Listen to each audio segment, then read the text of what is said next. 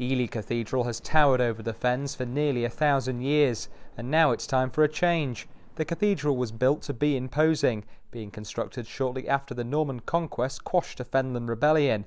But for those who run religious services here, they hope they can make the cathedral a more welcoming space for visitors and worshippers.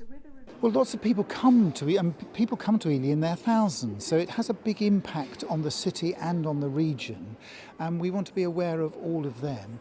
I mean, the principal reason this wonderful place is here is for the worship of Almighty God, and that's kind of where we start.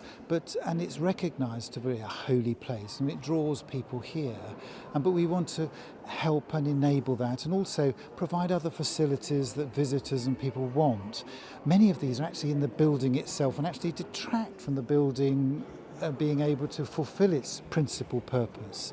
So we think that by enhancing those, perhaps taking some of them out of the building, we're all going to be gainers from that, the cathedral and the city and the region. The cathedral occasionally provides room for concerts and movie sets, most notably for the Oscar-winning film The King's Speech. Finding room to clear objects like chairs can be difficult and can lead to clutter building up in and around the cathedral.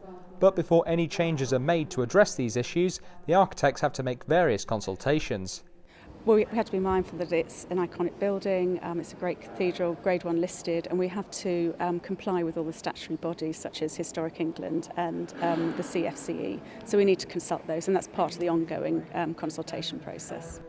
Purcell has put forward 6 development options. The first would make several internal modifications to the cathedral.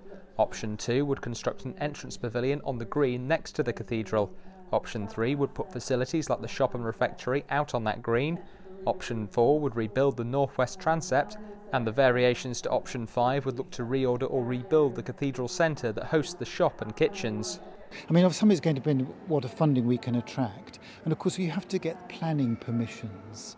And anything that happens within the immediate precinct, the church has its own planning authority, but if we do some of the things, one of the options is actually a building we have that's just outside the cathedral precinct, that would require civic planning permission as well, so all that there might be archaeology involved. Anything immediately by the cathedral involves archaeology, and that can take quite a considerable amount of time, and you're desperately hoping they don't find anything too exciting, because that then really interrupts your plans. So I would be very surprised if we were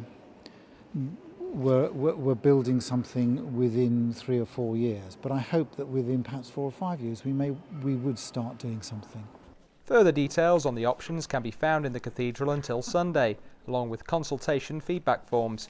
People can also get these forms by emailing s.coakley@elycathedral.org. Adam Page, Cambridge TV News.